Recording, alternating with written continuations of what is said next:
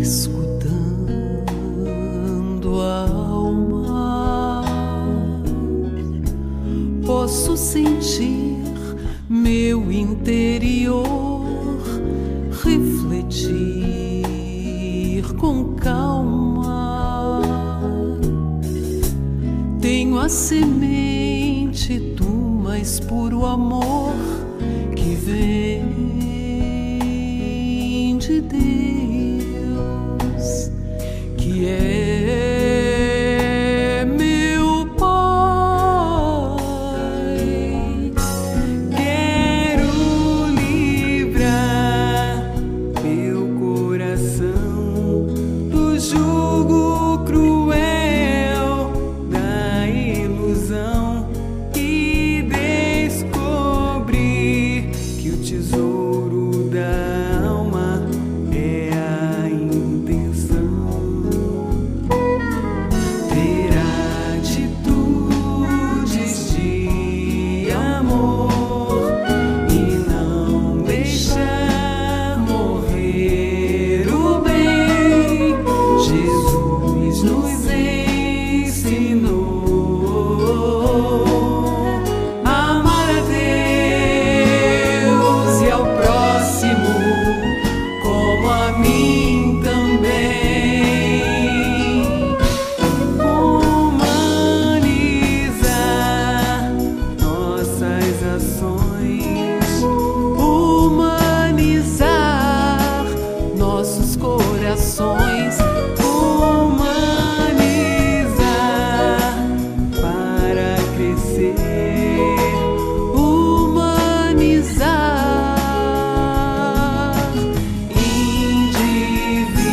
individuar o ser.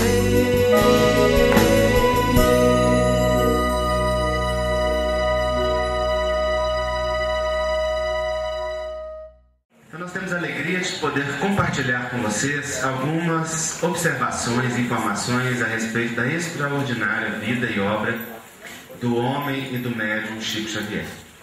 É alguém que deixou pegadas luminosas, deixou um rastro de estrelas, e nós temos hoje a alegria de nos emocionar com a sua história e com a sua biografia. Uma história de lutas, uma história de superação, de autodomínio, de crescimento, e nós vamos ver que esse foi verdadeiramente um apóstolo do Cristo, alguém que viveu o Espiritismo na sua mais profunda e também mais simples acepção. Nós vamos começar assistindo a um vídeo que foi apresentado em Washington por ocasião do primeiro congresso de Medicina e Espiritualidade a esse respeito.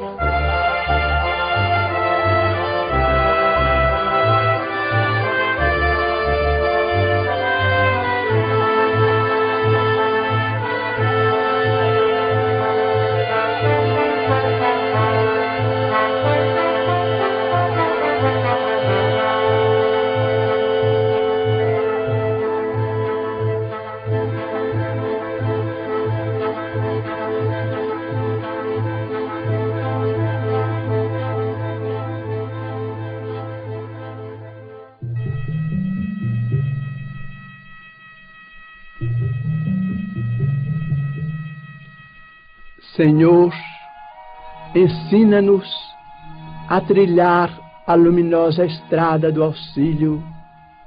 Dá-nos força para destruir a pesada fortaleza de nossos próprios erros, coragem para abrir o caminho da libertação de nós mesmos e recurso para desobstruir o coração em favor de nossos semelhantes, entregando-lhes, enfim, os tesouros de amor que nos confiaste.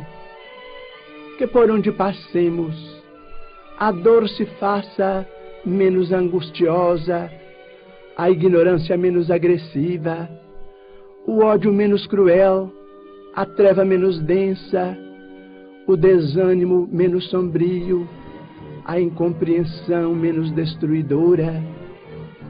Se não possuímos ainda bens positivos com que possamos enriquecer a jornada terrestre, ajuda-nos a diminuir os males que nos rodeiam, que em Teu nome distribuamos fraternidade e renovação, usando com alegria os dons sublimes e invisíveis do silêncio, da compreensão e da renúncia. Senhor, que nos ensinaste sem palavras as supremas lições da simplicidade na manjedoura e do sacrifício na cruz, indicando-nos assim o roteiro da construção espiritual e da ressurreição divina. Orienta-nos o passo incerto e ampara-nos os propósitos santificantes, para que a Tua vontade misericordiosa e justa se faça em nós, por nós e para nós, hoje e sempre, onde estivermos, assim seja.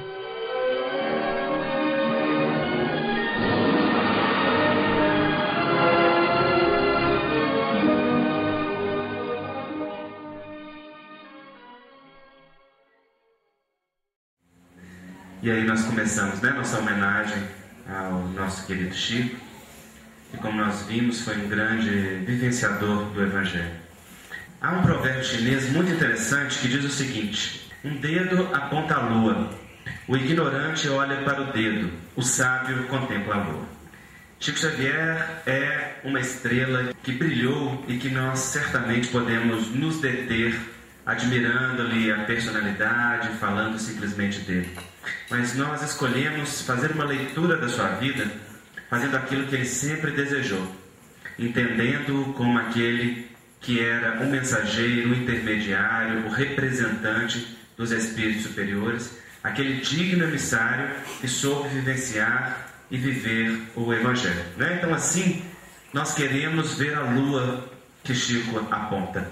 Queremos ver quais os valores que estão por trás da sua obra, quais as posturas, as práticas que nos deslumbram e que falam da mensagem e da proposta espírita.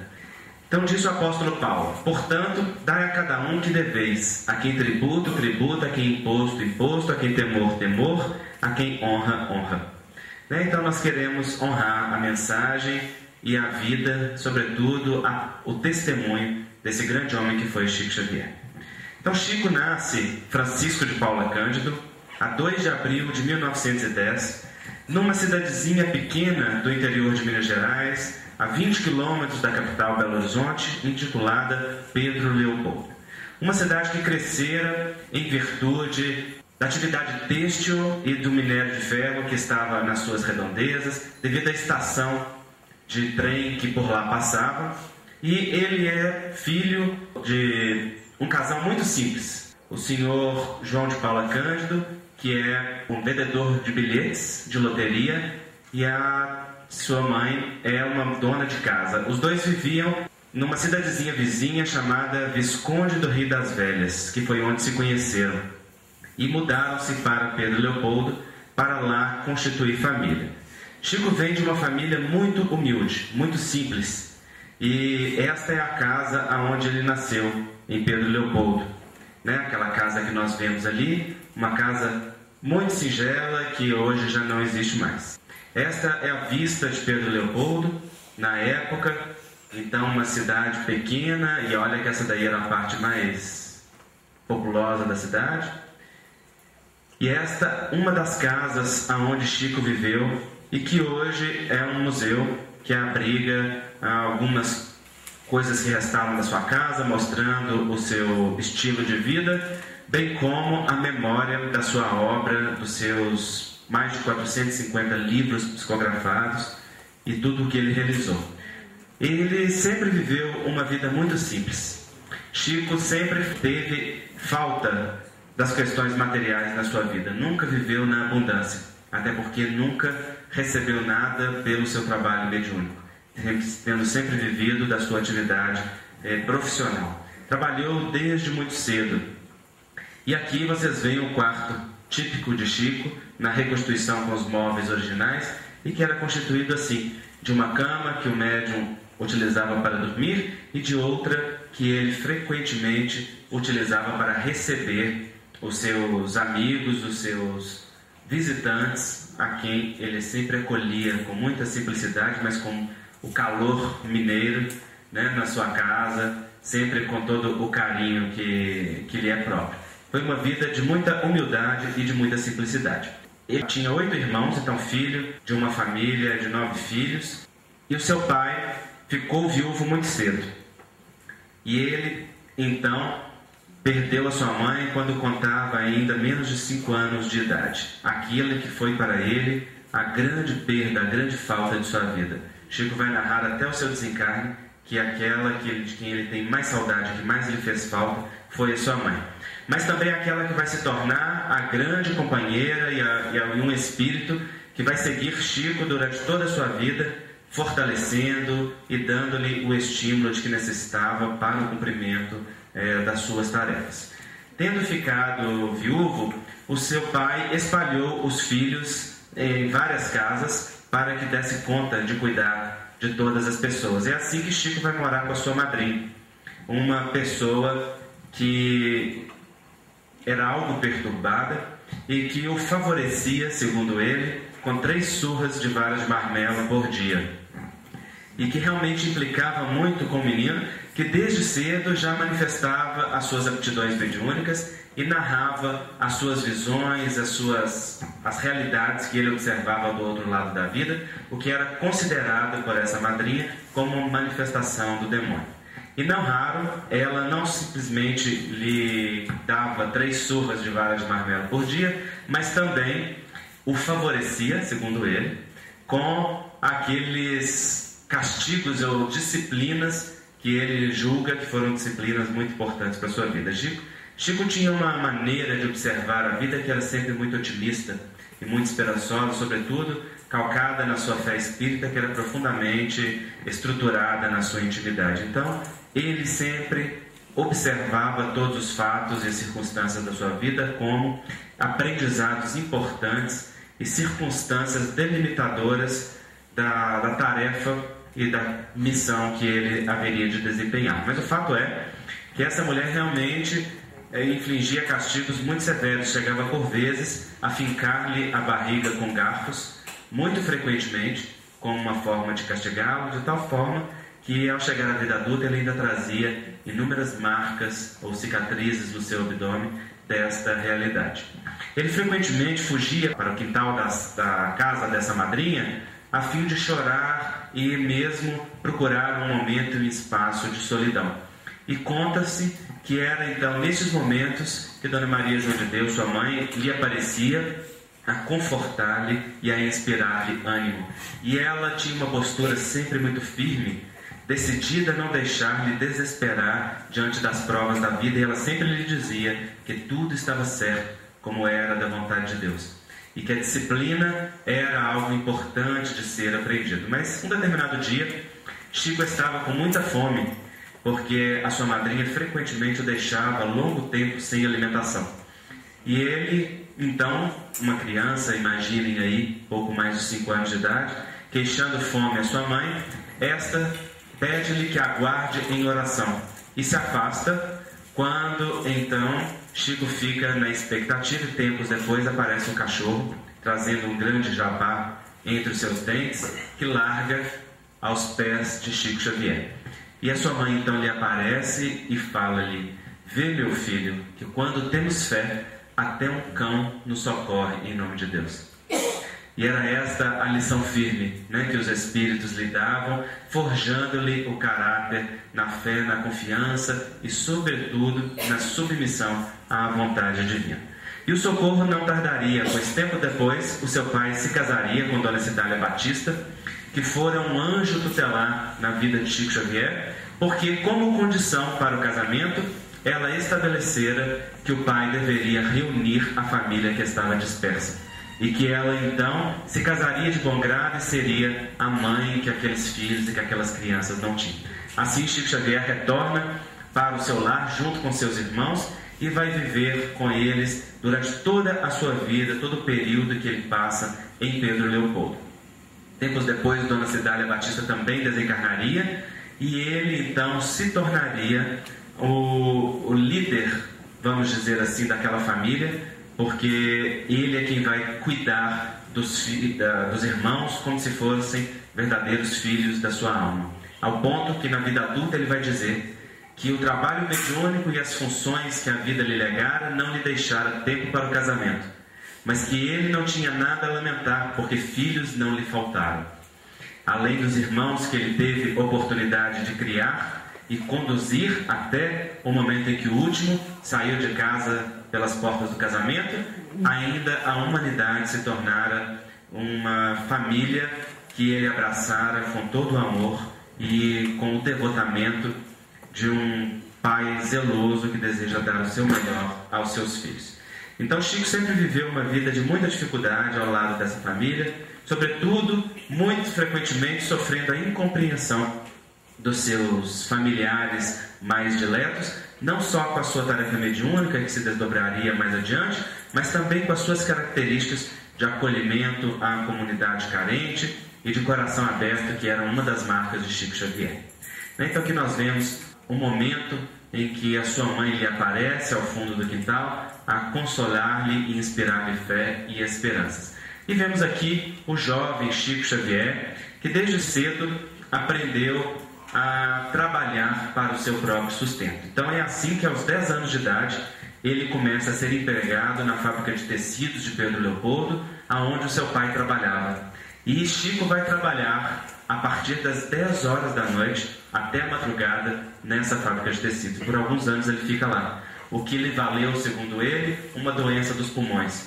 Chico vai sofrer ao longo da vida vários processos de adoecimento, a tal ponto que quando chega na vida adulta, completando vários anos de mediunidade com Jesus, na época ele completava 50 anos, em celebração na União Espírita Mineira, um repórter lhe pergunta se ele percebia o quão privilegiado ele era.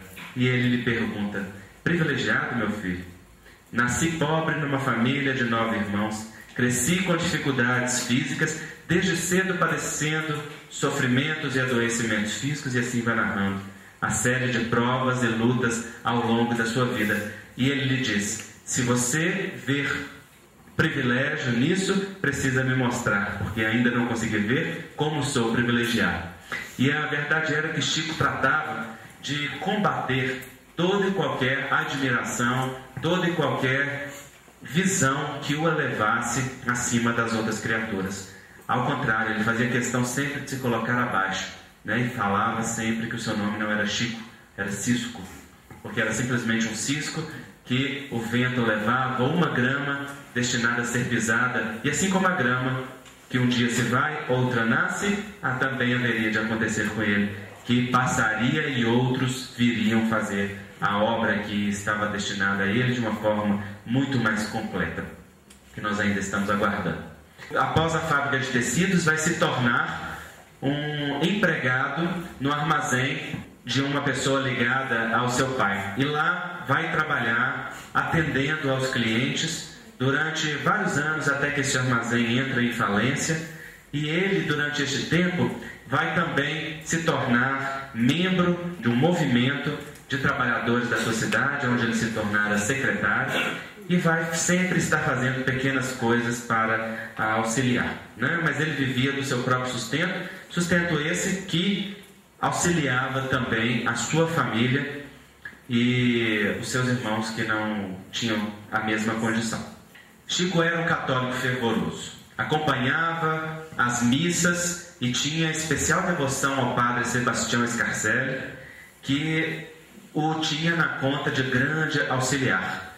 E Chico desde sempre revelou-se de forma natural uma alma devota a Deus, independente da religião e que estava professando no momento.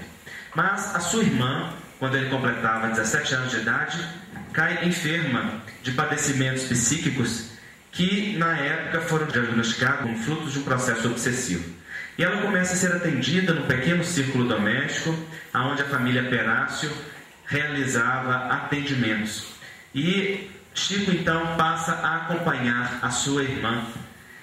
E no ano de 1927, então, quando Chico está com 17 anos de idade, numa destas reuniões em que ele acompanhava a sua irmã em tratamento, a dona Carmen Pena Perácio percebe pela sua vidência mediúnica que livros choviam sobre Chico Xavier. E um espírito a orienta a dizer a Chico que pegasse o lápis e colocasse papéis à sua frente e que se colocasse em concentração. Ela orienta e Chico, então, sem saber o que fazer, e narra a ele, temendo algo estar fazendo que contrariasse a sua fé católica, pega do lápis e ele então narra que o teto daquela casa desaparece e ele começa a ver a abóbada celeste com as suas estrelas cintilando no firmamento, e uma sensação de preenchimento toma conta dele, quando seu braço direito então adormece e passa mecanicamente a escrever. E é então que Chico recebe sua primeira mensagem psicográfica, assinada por um amigo espiritual, que preenche 17 laudas com um chamamento a Chico ao trabalho mediúnico. Chamamento esse que ele não vai compreender naquele momento, mas ao qual vai se entregar com todo o devotamento de seu coração, porque no dia seguinte ele procura o padre Sebastião e narra a ele tudo o que se sucedera, e o padre Sebastião, profundamente inspirado pela vida maior, lhe diz que se ele estava seguindo os postulados espíritas, não havia problema, porque aquele grupo era um grupo que trabalhava em nome de Jesus. E se aquele chamamento para o trabalho vinha em nome do Cristo, que ele então se dispusesse com fé a estudar aqueles postulados novos.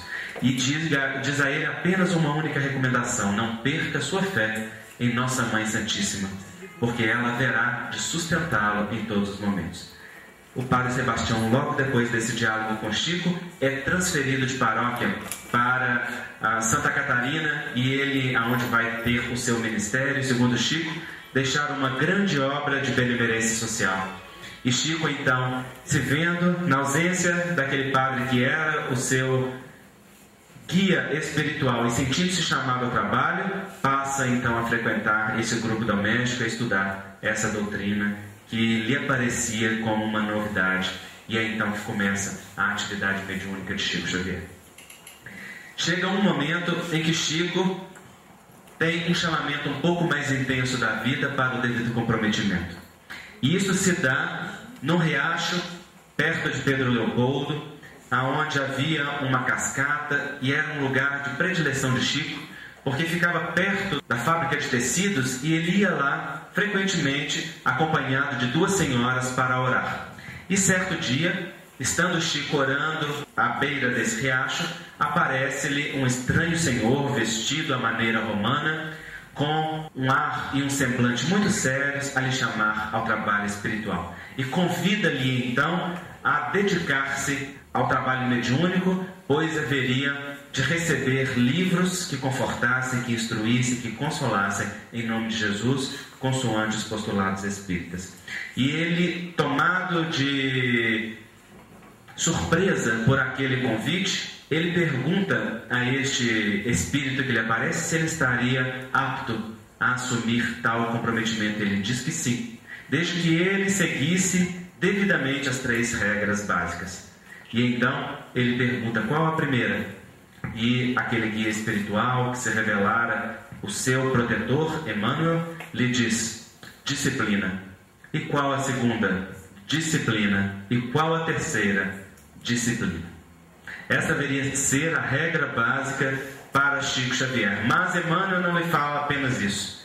Lhe diz logo em seguida que ele estava convidado a iniciar a sua tarefa mediúnica com o recebimento de 30 obras que deveriam desdobrar os postulados espíritas. E diz a ele que ele, Emmanuel, haveria de conduzir o processo de psicografia, sempre estando por trás de tudo aquilo que viesse através de sua mediunidade. No entanto, que se um dia ele fugir, as suas palavras, a sua obra, desonrasse em alguma e qualquer medida o Evangelho de Jesus ou a obra de Kardec, que Chico não tivesse dúvidas, ficasse com Jesus e com Kardec e o abandonasse. Então Emmanuel dá para ele as regras fundamentais do desenvolvimento mediúnico, não simplesmente para Chico Xavier, mas para todos aqueles que se candidatam à tarefa da mediunidade com Jesus. Disciplina e devotamento nos seus trabalhos e, sobretudo, fidelidade ao Evangelho e fidelidade aos postulados espíritas, consoante a codificação kardeciana, que representa a base sobre a qual se constrói o edifício da ciência, da filosofia e da religião espíritas, que hoje já encontram mais amplo desdobramento, mas ainda longe de desdobrar todas as variantes que estão presentes na obra ciclópica do mestre Lyonès. Emmanuel chama-lhe a atenção para que não fugisse então a estes princípios.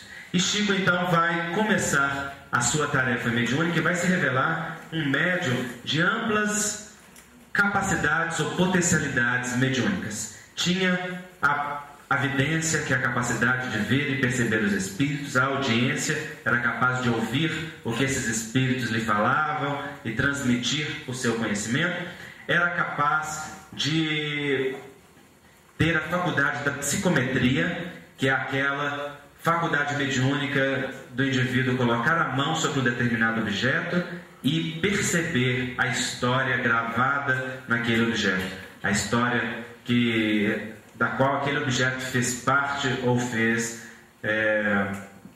ou gravou na sua intimidade. Assim é que mais tarde Chico vai pegar um livro das mãos de alguém e colocar as mãos sobre este livro e simplesmente afagá-lo e falar do seu conteúdo, falar daquilo que vai dentro daquela obra, comentar trechos ou dizer de passagens, que é a faculdade de perceber a realidade íntima destes objetos. Mas é na psicografia a capacidade de receber os ditados mediúnicos e as orientações mediúnicas que Chico vai se destacar mais pronunciadamente como médium, pois ao longo de toda a sua vida vai receber cerca de 450 obras e milhares de mensagens de familiares, de parentes, que vêm consolar os seus familiares e dizer da imortalidade da alma, da realidade da vida espiritual.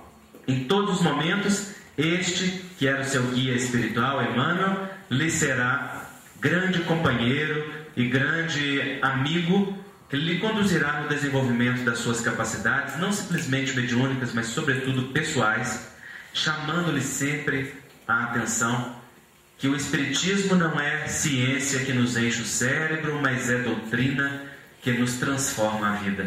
E vai dizer para Chico que a mensagem espírita é a mensagem da vivência e da transformação pessoal, da transformação moral, e que ele, como médium, era o primeiro a dever vivenciar aqueles ensinamentos que viriam através de suas possibilidades mediúnicas, e que ele estava convidado então a seguir o Evangelho.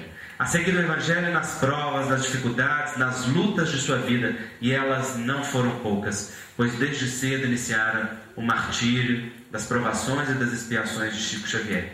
De tal forma que no segundo livro que ele psicografou, o livro de sua mãe, intitulado Cartas de uma Morta, Maria João de Deus, em uma das mensagens, vai lhe dirigir diretamente a palavra, dizendo-lhe: meu filho, as tuas provas lhe dizem do tamanho do teu compromisso, do teu débito espiritual. Prossegue firme em tuas lutas sem esmorecer, na certeza de que Deus te educa e de que este processo haverá de se converter em bênçãos para a sua vida.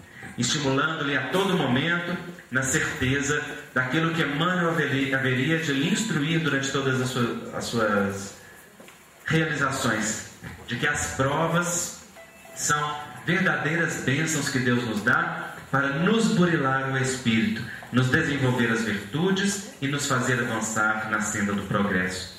Pois Emmanuel lhe asseverava que a missão de todo médium é primeiramente melhorar-se a si mesmo, além de transmitir ao mundo a mensagem de libertação. Aquele que é medianeiro deve ser o representante, o porta-voz dos espíritos, que em sua vida e em sua atividade diária dá o testemunho daquilo que lhe vai na alma e da mensagem que é aquela que ele esposa e que transmite em nome dos bons espíritos. E ele não vai se esquecer disso, e em todos os momentos da sua vida vai se lembrar que ele haveria de ser a bandeira na qual as pessoas leriam a mensagem viva do Evangelho e que ele deveria ser então testemunhador da mensagem cristã. Mas ele apresenta também as atividades de médium de materialização ou de médios de efeitos físicos, conforme Allan Kardec classifica em O Livro dos Médios. E chega um momento em que Chico passa a receber em Pedro Leopoldo o médium Peixotinho, que tinha também essa aptidão mediúnica de liberação de ectoplasma em grande quantidade para que os espíritos se utilizassem no processo de materialização. E durante algum tempo, Chico, em companhia de Peixotinho, esse médium que nós vemos aqui em transe, vai realizar as atividades de materialização. E aqui nós vemos dois espíritos materializados completamente. E aqui vemos a ilustração da materialização de dois espíritos. Aqui o espírito Meimei e aqui o espírito Emmanuel. E vemos aqui as luvas de parafina com o espírito materializado, pois para que se houvesse testes da veracidade do fenômeno, se colocava um balde de parafina em temperatura elevada e um balde de água fria, e o espírito materializado com as mãos entrelaçadas metia a mão no balde de parafina e depois na água fria, e a parafina então se solidificava e o espírito desmaterializava a sua mão, deixando as luvas de parafina em uma posição em que seria impossível a pessoa retirar as mãos, né? Porque aqui nós vemos esses movimentos mais simples, mas nós vemos outras fotos de materialização em que as mãos estão verdadeiramente fechadas e que somente no fenômeno da desmaterialização seria possível. Certo dia alguém sugere a Chico que ele testasse o trabalho da materialização, pois como ele era um médium de variadas aptidões, talvez ele também fosse um médium de efeitos físicos. E ele então se predispõe a esse trabalho e começa a fazer atividades de materialização em Pedro Leopoldo, sendo ele mesmo o médium. Atividades essas em que dizia-se que ele chegava a perder 4 quilos de peso, porque as atividades de liberação de ectoplasma consumiam-lhe a energia profundamente. Nós sabemos que o ectoplasma é um produto da metabolização celular, em que há consumo de ATP, a energia básica, o combustível da célula. Então, no processo da liberação e produção de ectoplasma em grande quantidade, havia uma intensificação muito grande do metabolismo, levando ao consumo de grande quantidade de energia, de gordura e de glicose para que o fenômeno se desse. O ectoplasma é essa energia que nós vemos aqui exudando-se da boca do médium e que naturalmente exterioriza-se dos ouvidos, do nariz e da boca do médium, que entra num transe sonambúlico. Mas chega um dia, em uma dessas materializações, no grupo espírita Luiz Gonzaga, que Chico fundara em Pedro Leopoldo e que se constituíra o segundo centro espírita da cidade, pois um pequeno grupo já havia se instituído alguns anos antes e desaparecido, aparece materializado o espírito Emmanuel, que trazia um archote em suas mãos, iluminando, e aqueles que acompanharam aquele fenômeno de materialização e que fizeram esta ilustração, disseram que ele vinha numa postura muito séria, muito grave, e que se dirigiu à compacta audiência, pois o centro era bem pequenininho, e disse a todos eles que aqueles fenômenos de materialização atestavam a imortalidade da alma, mas que o livro era uma grande bênção que iluminava as multidões, né, que fertilizava campos imensos, e que o compromisso de Chico Xavier era com a atividade psicográfica, que ele não deveria despender a sua energia nas atividades de materialização, e então o convidou a intensificar a sua atividade mediúnica na psicografia e rogou que as atividades de materialização fossem suspensas em Pedro Leopoldo a partir daquela data. Chico, então, ao longo de toda a sua vida, vai psicografar um grande número de obras, e Emmanuel agia com ele da seguinte forma: quando ele completava um número de obras a que fora chamado, Emmanuel lhe propunha um determinado número. E ele disse então que primeiro foram 30, depois foram 60, e quando completou 90, ele já não perguntou mais e Emmanuel já não propôs. Ele já estava entregue e sabendo que a sua vida estava devidamente confiscada por Jesus, pois lhe era patrimônio, e ele deveria então, ao longo de todo o seu trabalho, todo o seu ministério, psicografar continuamente aquilo que os Espíritos lhe ditavam. E ele narra que a partir deste momento se entrega definitivamente, deixando aos Espíritos a condução do seu tempo e da sua obra. Todos os direitos autorais desses 25 milhões de exemplares vendidos foram integralmente doados com registro em cartório para diversas instituições, sobretudo a Federação Espírita Brasileira, que tem sede agora aqui em Brasília, na época era sediada no Rio de Janeiro, e que vai ser uma instituição que dará grande apoio para Chico Xavier e que lhe será uma forma de mentora no processo editorial, pois Vantuil de Freitas, à frente daquela organização naquela época, vai abrir as portas para a publicação das obras de Chico Xavier, que só muito mais tarde vão ser cedidas para outras editoras e com direitos autorais também para outras instituições. Chico fazia questão de ir em cartório, lavrar os documentos que passavam os direitos autorais, e ao final da sua vida, inclusive, já bastante afetado pelo adoecimento físico, ele faz questão de ir ao cartório retificar que definitivamente tudo aquilo que lhe pertencia, toda a sua obra, não poderia ser contestada por ninguém, senão por aqueles que ele havia dado diretamente o direito autoral, deixando todo o patrimônio que veio de sua obra para as instituições de caridade. Patrimônio esse que sempre foi diretamente passado, pois que ele não só não recebeu dinheiro, como também não recebeu nenhuma vantagem física, nenhuma atividade.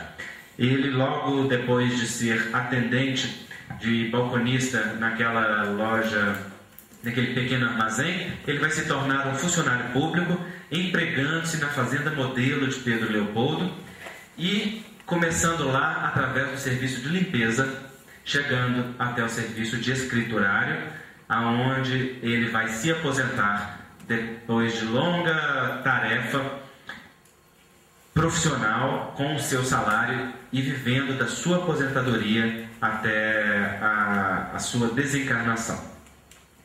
Na Fazenda Modelo ele vai conhecer a família Joviano, pois o seu chefe, que lá morava, residia com a sua família, se tornara espírita e passa então a fazer e a realizar em sua casa o culto do Evangelho no lar, aonde Chico recebeu inúmeras mensagens e em cujas dependências ele pôde realizar também muito da sua obra mediúnica.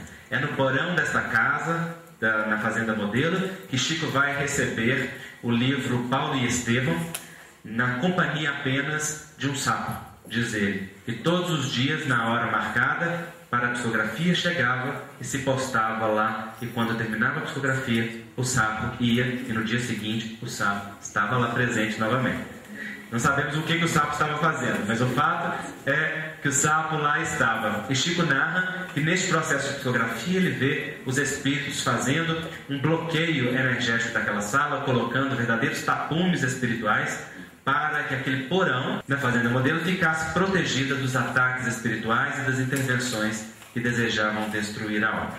Hoje a Fazenda Modelo é patrimônio dos espíritas, pois foi doado pelo governo e lá então o movimento espírita tem uma das sedes das atividades doravante. Recentemente houve a comemoração dos 100 anos de Chico Xavier, onde Divaldo e Raul Teixeira puderam proferir no salão desta casa as suas conferências, casa esta que está à disposição das atividades espíritas e em cujo porão, onde Chico psicografou, hoje está uma coleção de sua obra e uma narração de sua vida, constituindo-se um dos vários museus de Chico Xavier, entregues à comunidade espírita, em grande manifestação de respeito dos nossos governantes pelo movimento espírita e pela atividade do Chico.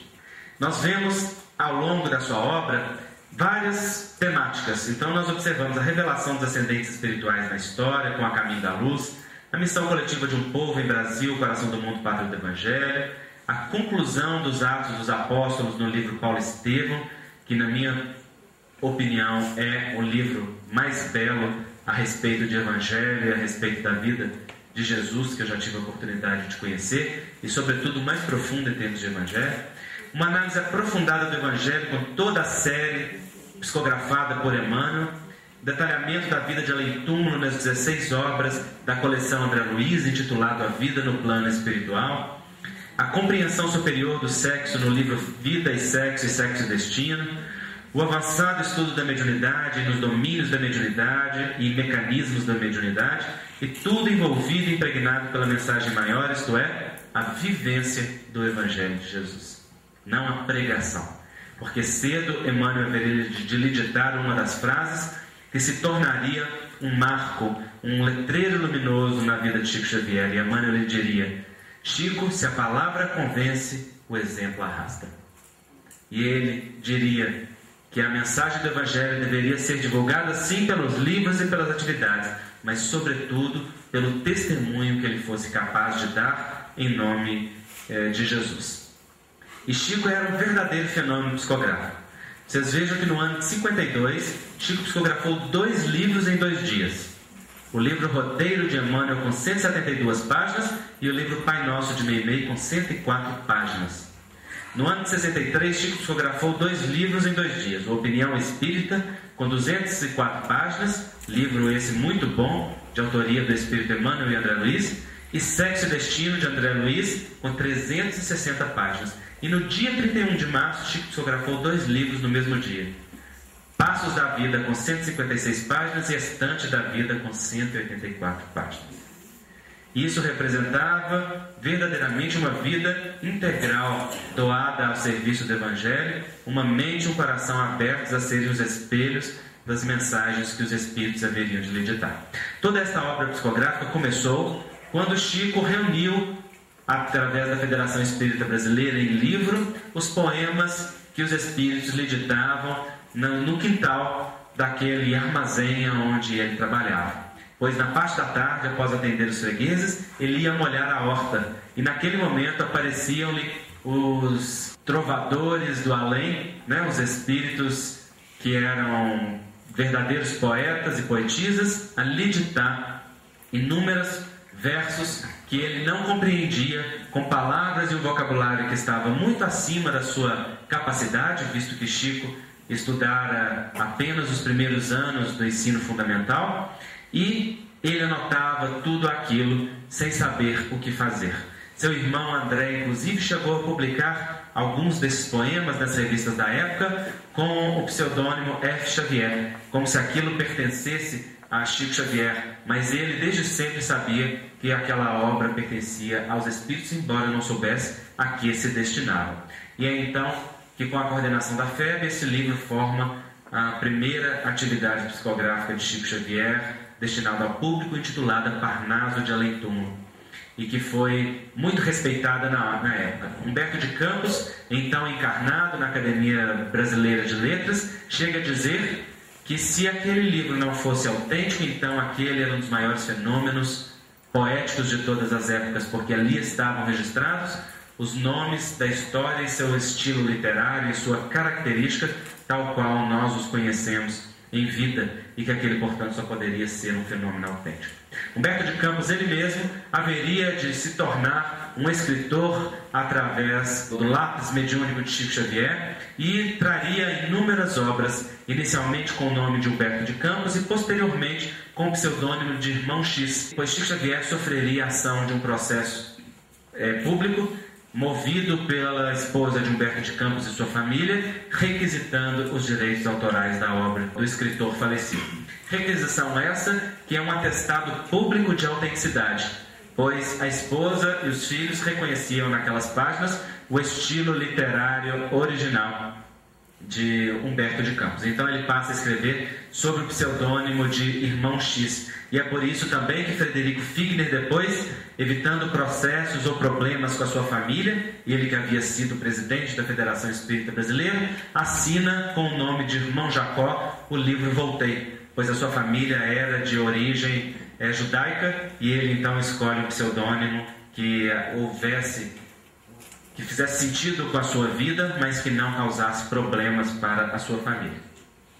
Essas mensagens que Chico psicografou e esses livros e as mensagens também que ele haveria de psicografar através das cartas consoladoras, quando mães, pais e filhos se comunicavam, consolando-se e instruindo-se sobre a vida espiritual, foi estudado por alguns pesquisadores. Então aqui nós temos a psicografia à luz da grafoscopia, onde o Dr. Carlos Augusto Perandrea faz uma análise das assinaturas e da psicografia de Chico em comparação com a letra original dos encarnados.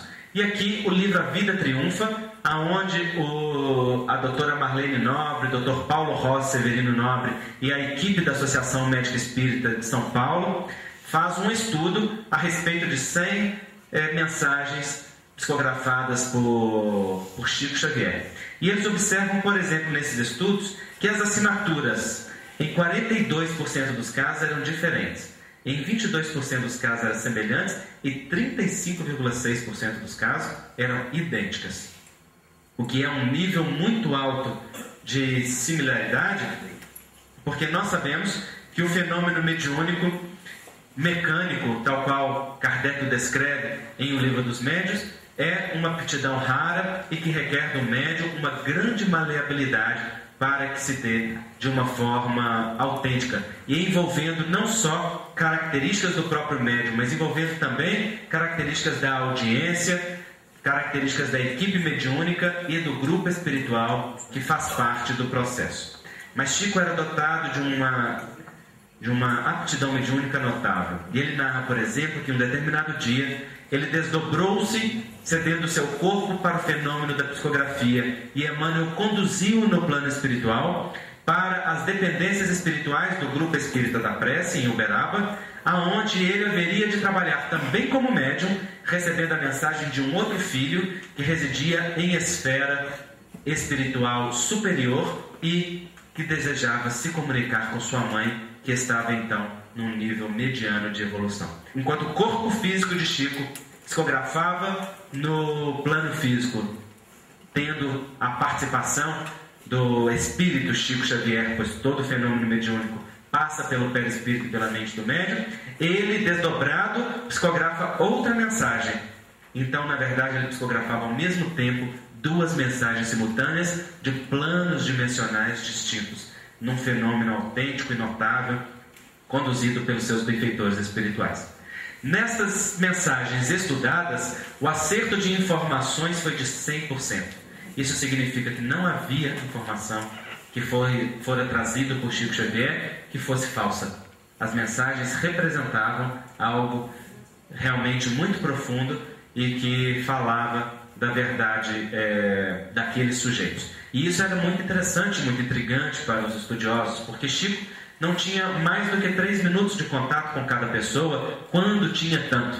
Ele simplesmente pegava o nome do espírito e a data do desencarne, porque para o médium de psicografias, mesmo o mecânico, é importante que haja algum ponto de sintonia mínimo, básico, para estabelecer um laço com o espírito. E naquele momento em que os seus familiares conversavam, o espírito poderia se aproximar e começar a estabelecer um laço fluídico mediúnico com o médium, possibilitando o fenômeno da psicografia. Fenômeno que, no caso das cartas consoladoras, era diretamente amparado pelos guias espirituais de Chico, que conduziam todo o processo. O próprio André Luiz narra a Chico Xavier, e Chico descreve isso numa carta à FEB, que está publicada no livro Testemunhos de Chico Xavier, de autoria de Sueli Caldas Schubert, que André Luiz participara de 2 anos de atividades mediúnicas consecutivas ao lado de Chico, a fim de estabelecer com ele o laço de sintonia, de afinidade e de profundidade que lhe permitisse ditar as obras que viriam a seguir. Dentre os fatos que foram confirmados, 62% das psicografias traziam mais que 6 fatos da pessoa. Isso incluía nome de parentes, situações, vivências, fatos que o espírito narrava. Entre 4 a 6, 28,9% das mensagens. Entre 1 a 3, 8,9% das mensagens. Nós vemos que então que era um médium notável. Aqui nós vemos, por exemplo, a psicografia que ele realizou em inglês e de trás para frente. E que só podemos lê-la aqui em espelho, colocando um espelho na frente para perceber aquilo que está escrito, em verdadeira manifestação de autenticidade mediúnica, sobretudo porque o inglês era uma língua que ele não dominava, né? Era uma língua que ele não falava e que ele vai aprender alguns rudimentos depois, quando ele começa a se preparar para uma viagem internacional que ele realiza aos Estados Unidos e à Europa, em companhia de um outro médium chamado Valdo Vieira, que vai lhe ser um parceiro de atividade durante algum tempo. Mas Chico não fica famoso na mídia pelas suas psicografias. Elas chamam a atenção das multidões, elas deslumbram muita gente e atraem, sobretudo, para Uberaba, milhares de pessoas aflitas em busca de consolação. Chico se torna famoso nacional e mundialmente através da sua vida e do seu testemunho. E nós vemos que Chico, desde o início da sua atividade, já em Pedro Leopoldo, se compenetra de que a atividade espírita é uma atividade de transformação do mundo em que vivemos e que o médium é chamado ao estabelecimento de atividades de socorro ao seu semelhante que consolem e que esclareçam. Chico aprendeu desde cedo que o médium psicógrafo não é aquele que transmite as mensagens dos espíritos através das suas mãos no lápis mediúnico, mas aquele que escreve nas linhas da vida a mensagem de amor que Jesus narra em o Evangelho através da sua exemplificação. E aqui nós o vemos em Pedro Leopoldo com o grupo de crianças que no quintal da sua casa ele evangelizava, aqui com os uniformes que ele havia estabelecido através de doação. E nós vemos que desde cedo, aos 17 anos de idade, quando chamado ao trabalho mediúnico, Chico inicia-se na atividade de assistência social. 2 dias após aquele fato do primeiro chamamento mediúnico em casa da família Perácio, Chico é visitado em seu lar à noite por um espírito que ele desconhece, mas portador de intensa luz. Era uma mulher com um porte muito elegante que vem lhe trazer uma determinada mensagem. Chico narra que, estando em oração, ela lhe aparece e ele tenta se levantar em deferência e respeito, mas não consegue. Os seus joelhos se dobram frente àquela aparição. E ela então dirige-se a ele em castelhano e ele compreende perfeitamente, embora não dominasse a língua, dizendo a ele que ela era Isabel de Aragão. Ele lhe chamava em nome de Jesus a socorrer os necessitados e a distribuir o pão entre os famintos. Que ele haveria de psicografar a mensagem do Evangelho para suas gentes peninsulares, referindo-se aos povos da Espanha e Portugal, de onde o Brasil é originário e cujo povo brasileiro tem o sangue em si. Mas que ele haveria, sobretudo, de viver a mensagem do Evangelho levando o consolo e levando o lenitivo. E ele pergunta a ela, sem saber de quem se tratava, Isabel de Aragão, visto que não possuía cultura para tal. Ela lhe disse que os recursos não faltariam em nome de Jesus e que ele se predispusesse. Ele narra então que vai permanecer longos dias angustiado com aquilo, sem saber quem se tratava aquela mulher e sobretudo como faria, quando então lhe aparece, após algumas semanas, um outro espírito de um sacerdote lhe dizendo que o seu nome era Fernão Mendes e que ele havia sido em vida, no século XIV, um dos confessores da Rainha Santa Isabel de Aragão, e que ela que lhe aparecera havia sido aquela que dava o seu aval espiritual a todas as obras de benemerência social na Espanha e em Portugal desde o seu desencarne em 1336, e que ele haveria de confiar em Jesus, porque os recursos não faltariam. Chico narra que coloca 8 pães em uma cesta, sem saber como faria aquilo, porque ele narra a Isabel de Aragão que o pão faltava para ele mesmo, como então ele destinaria o pão aos famintos. E ela o exorta à confiança em Jesus. Então ele começa a sua atividade se dirigindo a um determinado setor de Pedro Leopoldo, aonde ele vai distribuir embaixo das pontes aqueles 8 pães, um pedaço para cada um, e conclamar aqueles irmãos à fé e à confiança em Jesus.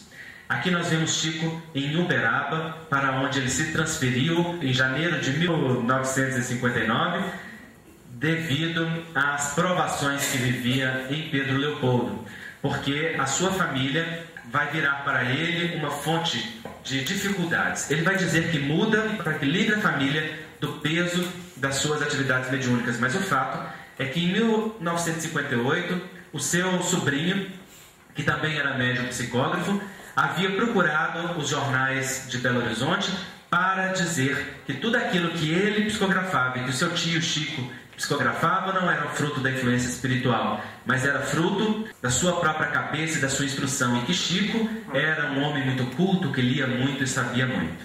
De fato, Chico sempre foi um leitor voraz, e tudo que lhe caía à mão consumia com avidez, e assim deve ser, pois o médium deve fornecer instrumento em seus arquivos mentais para que os espíritos se utilizem e tenham material de trabalho quando desejam ditar algum conhecimento.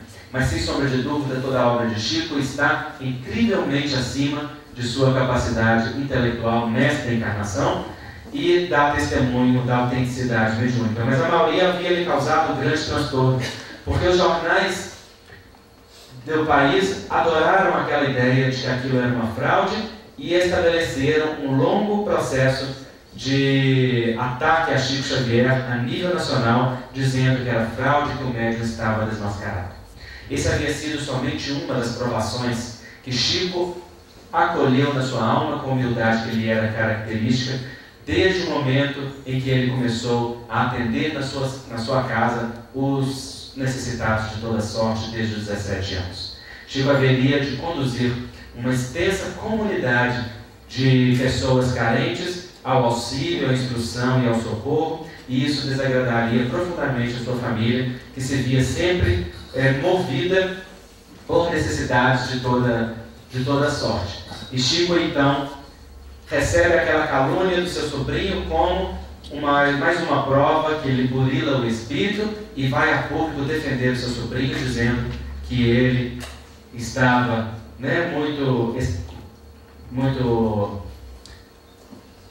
estressado e com dificuldades naquele momento, mas sem se defender, sem, sobretudo, atacar a ninguém, porque Emmanuel havia ensinado a Chico Xavier que a maior defesa é o trabalho e que o silêncio fosse a sua resposta diante das calúnias. Chico então muda-se para Uberaba e lá vai continuar o seu trabalho de assistência social na Vila do Pássaro Preto, aonde ele ia todos os sábados às 14 horas, visitar as famílias e pregar o Evangelho à sombra do abacateiro que nós vemos aqui. Essas reuniões vão ficar famosas sob este nome, e lá Chico, em companhia de inúmeros outros amigos, comentava o Evangelho, orava e distribuía as bênçãos do socorro material aos necessitados.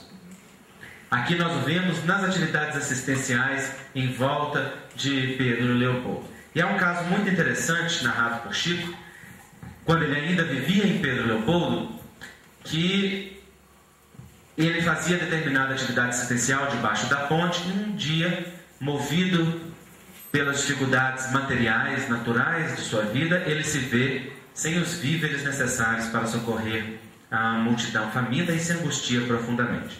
E Dr. Bezerra lhe aparece e lhe diz que vá e distribua a água em nome de Jesus. E então Chico e seus companheiros colocam as jarras de água, que seriam fluidificadas ou magnetizadas pela equipe de Dr. Bezerra, e que ele haveria de distribuir como alimento espiritual. Chico vai angustiado, e ao chegar ele começa a explicar à multidão que ele não tinha aquilo de que oferecer naquele dia, somente a água em nome de Jesus, mas que confiassem por Jesus, haveria sempre de socorrê-los, e aquela água haveria de lhes ser alimento e remédio.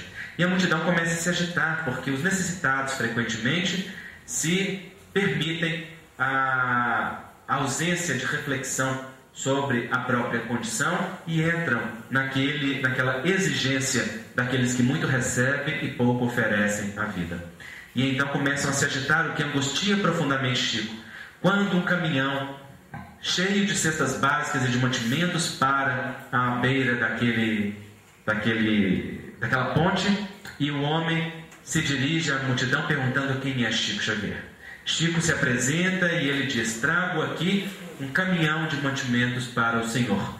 E Chico se alegra profundamente com aquela doação e vai ficar sabendo que um grupo de São Paulo, que havia sido beneficiado pela psicografia de Chico Xavier, na consolação que os seus parentes haviam trazido, haviam lhe enviado uma doação de mantimentos. Mas essa doação, naturalmente, havia sido endereçada ao grupo espírita Luiz Gonzaga, que era onde aquele caminhoneiro havia de encontrar Chico. E Chico pergunta: mas como o senhor me encontra aqui a esta hora da noite, sendo que o senhor não me conhece?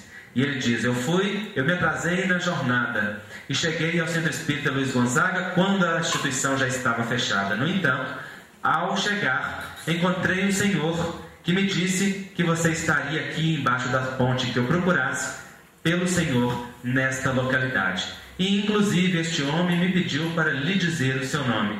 Ele diz que se chama Adolfo Bezerra de Menezes Cavalcante. E então Chico recebe o caminhão de bênçãos enviado por Dr. Bezerra, que dá mais uma vez a Chico o testemunho de que aquele que serve em nome de Jesus nunca está desamparado, e que o trabalho pertencendo ao Cristo sempre haverá de ser Ele a conduzir, e que aqueles que são instrumentos do bem não devem nunca desistir de sua tarefa, confiando que o recurso sempre aparecerá em nome do amor.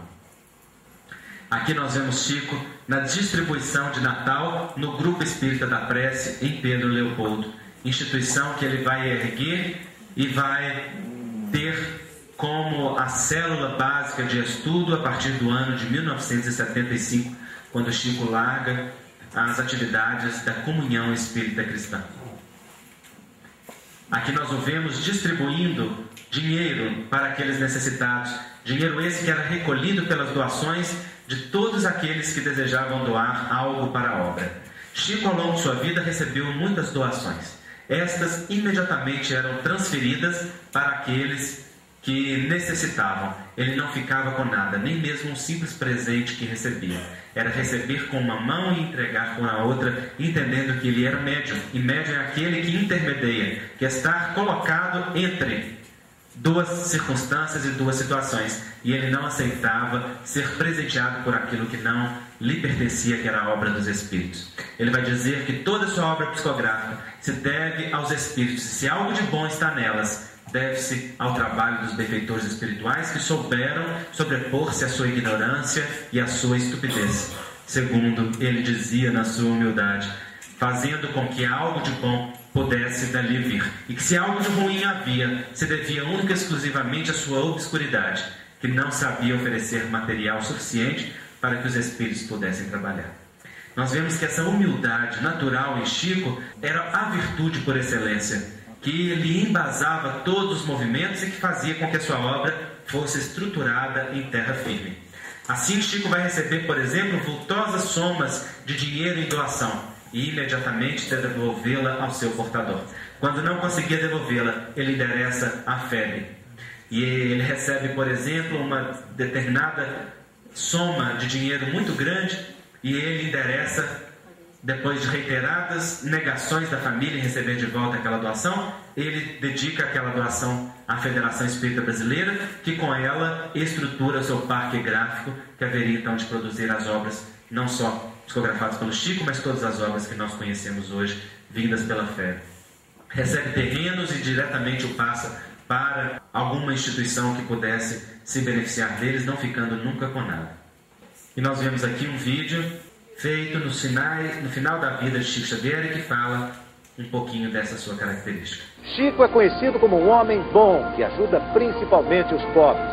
Por décadas seguidas, todos os sábados, Chico Xavier fazia distribuição de alimentos.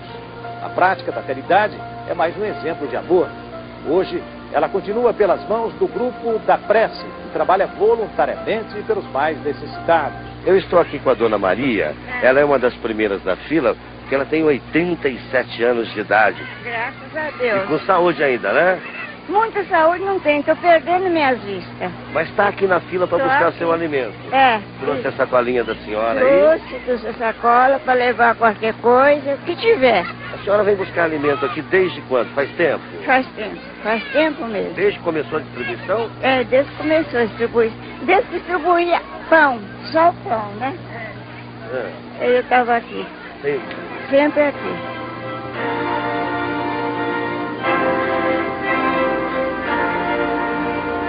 Muitos voluntários que ajudam Chico Xavier. E eu vou conversar com o Netinho, que é um deles. Você está com ele há quanto tempo?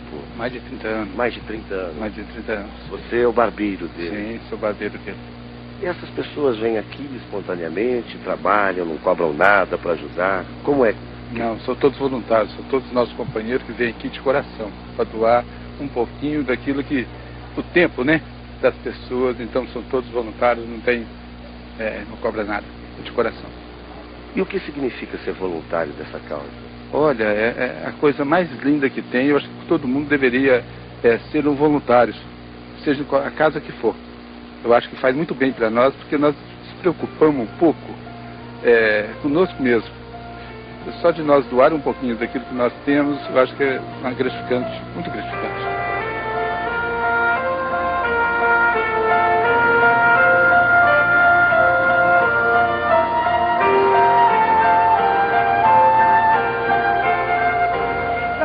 Por isso que eu venho aqui, eu sinto bem. Eu sinto muito bem quando eu venho aqui. Eu aprendi muitas coisas aqui com ele, você entendeu? Né? Porque ele é uma pessoa muito humilde, muito bom, o senhor entendeu? Né? Então, muitas coisas que eu não sabia, eu fui aprendendo aqui. Lições de vida, de um modo geral, não é só o alimento, não é só o pão. É só, a senhora aprendeu mais coisas? Aprendi mais coisas. Então, vem aqui, se eu ganhar um pão, eu fico satisfeito. Se eu ganhar nada, eu fico satisfeito do mesmo jeito. Nessa fila aqui só tem mulheres grávidas. A senhora está de quantos meses? 7. 7 meses. Você? 9. 9. Já está para nascer então, hein? Está a qualquer hora. É. Está na fila aqui. E você, quantos meses? 7. O que vocês vieram buscar aqui? Enxoval de neném. Enxoval de neném? Deixa eu ver aqui. Se você quiser ficar lá para ver a emoção. Vamos ver. Vamos acompanhar? Quer dizer que as grávidas com mais de 7 meses levam o enxovalzinho para casa? Todos os sábados. Como é que é seu nome? Angélica. Angélica, está de quantos meses? 7 meses. 7 meses. Eu vou acompanhar a dona Angélica aqui. Espera que seja um menininho ou menininha? Ela vai ser menina. Menino? É menina. Ela vai receber agora o enxovalzinho. Pediu para o menino porque está acreditando que vai ser um menino. O que achou do enxovalzinho, Angélica? É lindo? É. Te deixou feliz? Vixe, bonito demais. Teria condição de comprar um desse hoje? É difícil, é muito caro. Muito caro. Tá. Então é por isso que você está com esse sorriso lindo no rosto. O dinheiro da venda dos livros psicografados por Chico Xavier é que sustenta centenas de centros espíritas. Até hoje, são mais de 25 milhões de exemplares vendidos. Um recorde absoluto. Nesta livraria espírita no centro de São Paulo, a família Ibsen cuida há 28 anos da catalogação da obra de Chico Xavier. Chico, para mim, representa um estímulo santo para a minha vida. Porque você tem que sofrer com classe. Ele próprio diz assim que não existe cristão sem a cruz. E ele consegue fazer com que a gente aceite a cruz e ainda bendiga a cruz. Amai-vos uns aos outros como eu vos amei. E aí nós ouvimos então nas atividades assistenciais que ele fazia na época do Natal junto ao grupo dos Hansenianos, né, que era um grupo que ele visitava sempre. Aqui nós ouvimos na visita de Natal especificamente, em que ele junto com o grupo ia percorrer as casas para levar um pouco de lenitivo, um pouco de socorro, e nós vemos a alegria íntima de Chico, né, junto às suas irmãs em sofrimentos. Carlos Bacelli nos conta que era muito comum Chico sair da comunhão espírita cristã de Uberaba, acompanhado de um grande número de confrades, todo dia após as reuniões, e ir então percorrer diversas casas previamente catalogadas, levando uma palavra de valentia, um socorro. E eles observavam que Chico discretamente deixava um dinheiro aqui, um mantimento ali, um livro acolá, sempre deixando um pouco daquela mensagem de que era portador, fazendo-se, nos dizer de Paulo de Tarso, né, carta viva do Evangelho de Cristo. E esta foi, sem sombra de dúvidas, uma das coisas fundamentais para o tornar conhecido mundialmente. Vocês vejam a fila para a distribuição natalina lá de Chico Xavier, né? E algo a nos fazer refletir quando nós vemos a vida desse homem e pensamos nas nossas próprias provas, nas nossas pequeninas e singelas tarefas, nas nossas dificuldades comezinhas no centro espírita ou na nossa vida particular. O Chico é o exemplo do cristão que não desistiu, que não perdeu a fé, que não se deixou abater, que não se queixou, que entendeu o quanto a vida, de todas as maneiras, é bênção do Criador, naquilo que Paulo de Tarso dizia, em tudo dai graças. E prosseguiu na confiança de que aquele, né, que permanecesse até o fim seria salvo. E salvação na doutrina espírita, nós sabemos que é a realização íntima consciencial, né, do Filho de Deus. Então é importante que nós vejamos a lua que Chico aponta, né, vejamos aquilo que está por trás da vida desse homem, aquilo que simplesmente resplandece, para que nós não o transformemos num ídolo a ser adorado, mas num exemplo a ser seguido, num referencial de espírita realizado em si mesmo pela compreensão do papel da doutrina espírita, de alguém que nós reverenciamos em respeito naquilo que Paulo de Tarso diz, a quem honra, honra, mas que é para nós algo representativo daquilo que nós podemos fazer em nossas vidas também. E era alguém que trazia muitos adoecimentos físicos, né? Vivenciou uma vida de grandes padecimentos, e o adoecimento era em boa parte fruto do fardo que ele carregava na sua vida, das dificuldades que ele passara e das provas que ele havia escolhido, pois ele mesmo afirmara que muito do seu sofrimento era decorrente das suas necessidades espirituais de redenção que ele havia resolvido resolver-se consciencialmente de uma vez por todas, e algumas eram freios benditos que ele tinha na vida.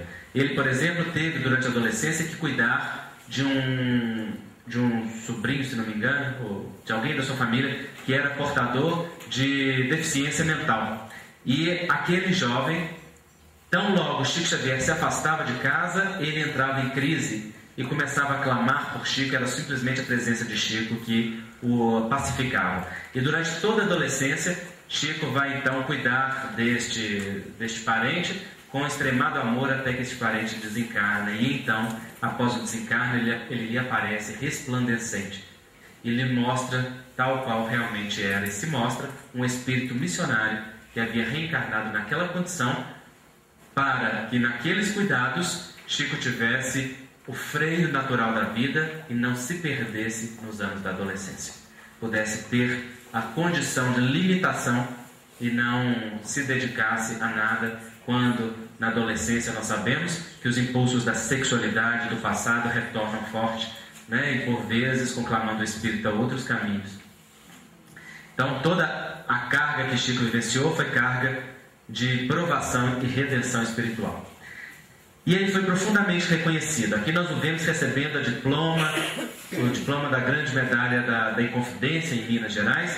E Chico, ao receber qualquer honraria, a transferia imediatamente à doutrina espírita e à comunidade espírita local, afirmando a sua insignificância e devendo aquela homenagem ao grande coração dos espíritas que trabalhavam por honrar a doutrina espírita e fazer da doutrina algo digno de ser homenageado. Ele não aceitou nenhuma das suas condecorações de forma pessoal, mas transferiu tudo isso para a doutrina espírita. E se converteu numa grande referência no nosso movimento. Então aqui nós vemos o grupo de São Paulo que o visitava com frequência e aonde Chico muitas vezes orientava e conduzia no processo de formação de outros grupos. As próprias cartas consoladoras, elas tinham estes objetivos. Chico psicografava a primeira carta, consolava. Depois os familiares voltavam, psicografava a segunda, que consolava. Na terceira e na quarta o familiar já estava dizendo: é hora, papai e mamãe, de parar de chorar e erguer um trabalho cristão em nome do amor, em que vocês possam honrar a minha memória e honrar o Evangelho de Jesus. E assim foram nascendo inúmeros grupos e trabalhos de atividade cristã ao longo de todo o nosso Brasil, inicialmente estimulados pela atividade das tarefas de consolação que a psicografia de Chico propiciava. Nós o vemos aqui com seu irmão André, no grupo espírita Luiz Gonzaga, na cidade de Pedro Leopoldo. Aqui ao lado da grande médium carioca Ivone do Amaral Pereira, outra batalhadora e testemunhadora do Evangelho, e foram grandes amigos. Aqui nós vemos Valdo e Chico no ano de 63, nos Estados Unidos, em Nova York, no ano ou 2 anos depois, na Europa, na França e outros países, inaugurando a série de viagens de expositores brasileiros a espalhar a mensagem do Evangelho e a fortalecer o movimento espírita fora do nosso país. Trabalho esse que tem hoje no nosso notável companheiro Divaldo Pereira Franco, o grande expoente, né, da oratória internacional. Então, Chico foi quem iniciou esse trabalho em companhia de Valdo. E toda essa vida e atividade do Chico nos lembra esta memorável passagem do Evangelho, quando a mulher se dirige a Jesus, que lhe pede água no poço de Jacó, e Jesus diz a esta mulher: mulher, se tu beberes da água que tenho para lhe dar, rios de água viva brotarão de teu ventre. Se tu ouvires a minha voz e seguires-me como pastor que sou, tu haverás de conduzir rebanhos. E é isto que Chico Xavier foi. Alguém que bebeu da água do Evangelho, cuja água que verteu de si dessedentou a sede das multidões, levando a todos a própria presença do Cristo, representada na sua figura de ser humano divinamente inspirado. Aqui nós vemos a fila que se forma para o autógrafo em São Paulo, quando Chico, numa de suas viagens doutrinárias, vai lá comparecer. E em 1971, em notável evento histórico, Chico encara ao vivo a população brasileira e o debate a nível nacional, quando comparece no programa Pinga Fogo, permitindo-se perguntas sobre variados temas, e é um dos grandes momentos da doutrina espírita, porque Chico responde com brilhantismo àquelas perguntas, e então a sociedade passa a respeitar mais profundamente a doutrina espírita. Um companheiro escreve em um livro que o seu irmão, que não era religioso, no dia seguinte ao Pinga Fogo com Chico Xavier, desce até a livraria em Uberaba e compra toda a coleção encadernada de Allan Kardec, porque aquelas respostas o haviam deixado com profundo senso de respeito e ele desejava estudar aquela doutrina. Vocês vejam a grande referência e o testemunhador que é Chico Xavier.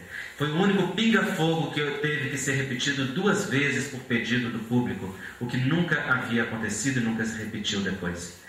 Isso aconteceu em agosto de 1971, e em dezembro, no dia 21, às vésperas do Natal, Chico retorna à TV Tupi para uma nova sessão de perguntas e respostas, e responde também dando o seu testemunho. Toda esta experiência está hoje gravada e disponibilizada em áudio, porque essas fitas foram resgatadas pelo Oceano Vieira de Mello, que fez um excelente trabalho e está disponibilizado, sendo vendido pela Spirit Audio Vídeo. Então nós chegamos à finalização, relembrando os pontos fundamentais, a lua que nos aponta Chico Xavier. E nós lembramos Simeão e o Evangelho segundo o Espiritismo: se vós vos dizeis espíritas, sede-o, pois. Ouvidai o mal que se vos pôde fazer, e não penseis senão uma coisa, o bem que podeis realizar. Chico calou a voz diante das calúnias e dos ataques, e a coisa era tão intensa que ele chega a afirmar que não houve um único dia na sua vida que não houvesse luta na sua experiência. E ele dizia: quando a manhã e a tarde vinham bem, ele podia saber que a noite seria difícil, porque as lutas eram companheiras diárias do trabalho do médium. E ele vai dizer que médium que não passa por dificuldades e por provações não é médium que não se burila e não se adestra como instrumento mediúnico, porque é na luta do dia a dia que a mediunidade aflora, se aperfeiçoa e se afiniza com os ideais superiores da vida, porque o medianeiro é o testemunhador. O Evangelho segundo o Espiritismo vai nos dizer do homem de bem que nós podemos afirmar sem sombra de dúvida que são as características de Chico Xavier. Cumpre a lei de justiça e de caridade, faz o bem pelo prazer de fazer felizes os outros e de ser útil. Tem fé absoluta em Deus e em sua sabedoria. Respeita todas as convicções sinceras, perdoa e esquece as ofensas, é indulgente para com as fraquezas alheias. Estuda profundamente a si mesmo, não se envaidece, não busca interesses pessoais. Procura ser melhor hoje do que o foi ontem. Respeita todos os direitos, fazendo ao outro o que gostaria que ele fizesse. E, sobretudo, é humilde, que representa a virtude de reconhecer-se no seu exato local, no seu exato lugar. E embora a fala de Chico Xavier fosse uma fala depreciativa de si mesmo, porque ele se dizia grama, cisco, menor que um verme, a sua vida era de profundo autorrespeito e de profundo entendimento da sua figura como representante dos mensageiros espirituais, e ele se fazia digno e dizia a todo momento que não podia desonrar a mensagem dos espíritos que o utilizavam como instrumento. Isto é humildade no seu sentido mais real. E quando preciso foi, ele foi firme e foi fiel, tendo decisões e posturas bem definidas a esse respeito. Olha o que fala de modo muito interessante Leon Denis no livro O Grande Enigma. O que demonstra de modo brilhante a intervenção de Deus na história é o aparecimento no tempo próprio, nas horas solenes, desses grandes missionários que vêm estender a mão aos homens e os repor na senda perdida, ensinando-lhes a lei moral, a fraternidade, o amor de seus semelhantes, dando-lhes o grande exemplo do sacrifício de si pela causa de todos. E Chico foi um desses missionários, que passou por tanta prova que um certo dia essa de Queiroz, fazendo uma troça com as suas provações, lhe disse, fortalecendo-lhe também a fé: vai continuando até que te receitem a enxovia ou um manicômio. No cárcere ou no sanatório alcançarás um período de repouso. Não te apavores diante da luta.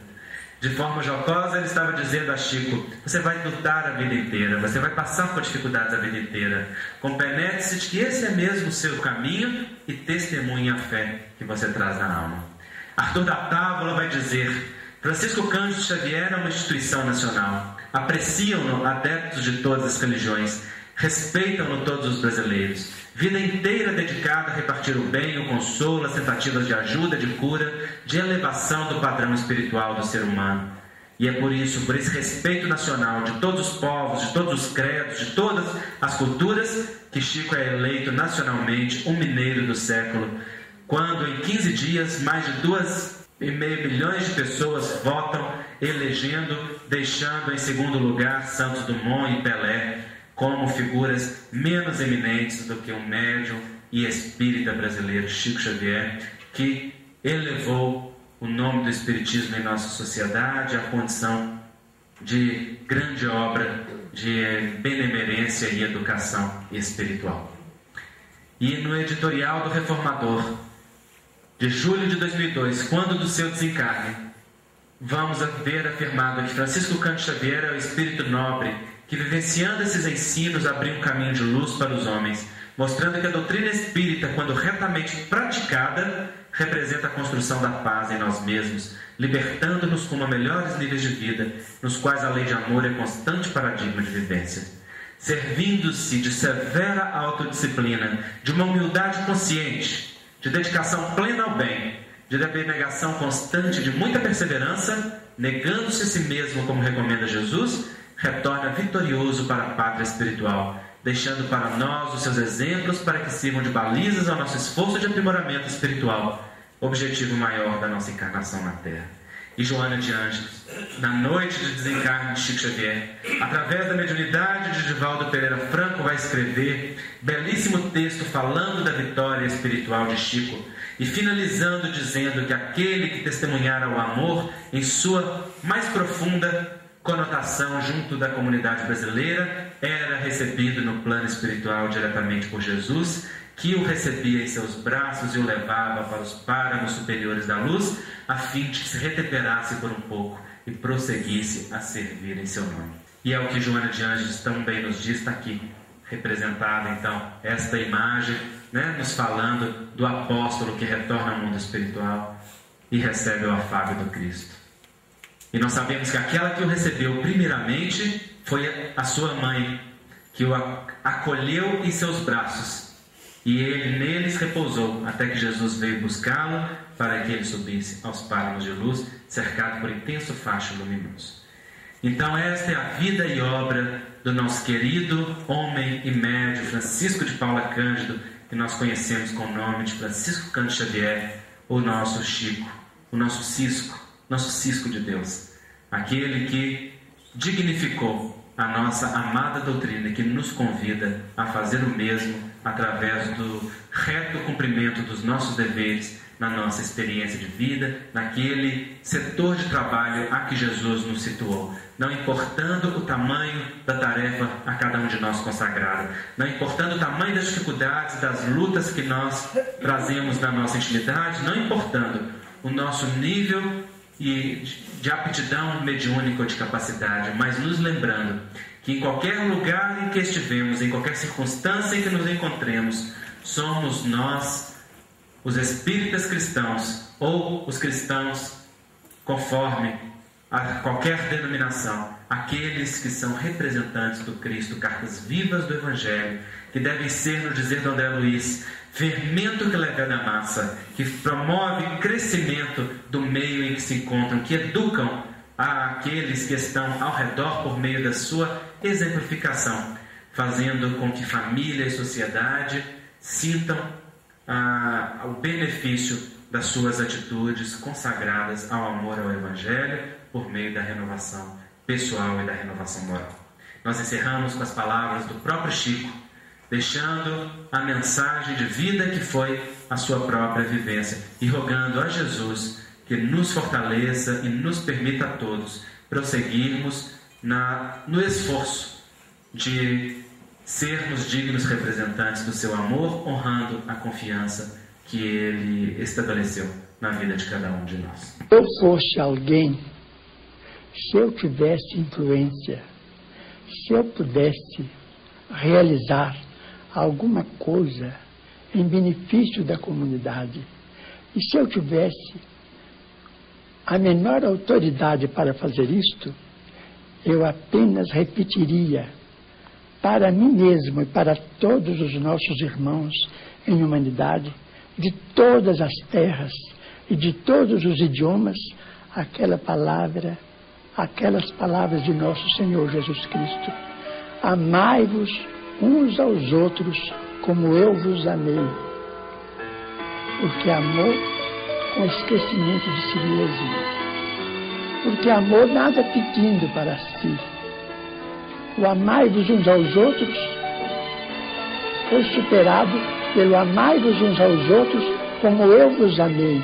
Amar alguém ou alguma causa sem pedir nada, sem esperar o pagamento nem mesmo da compreensão da inteligência do próximo, então trabalhar por uma humanidade mais feliz, por um mundo melhor, pela extinção das guerras e pelo incentivo do progresso em bases morais convenientes para que nós todos estejamos no melhor lugar possível que possamos ocupar no campo da vida humana, servindo ao Pai, ao Criador, a nosso Senhor Jesus Cristo e a todos os princípios cristãos, ou mesmo aos princípios mais nobres de outras religiões, para que, com o respeito mútuo, possamos vencer todas as barreiras e amar como o amor deve ser consagrado entre nós. Isto é, amor sem recompensa, porque todo amor que é possessivo, infelizmente, ainda é um amor muito parente, de grande parentesco.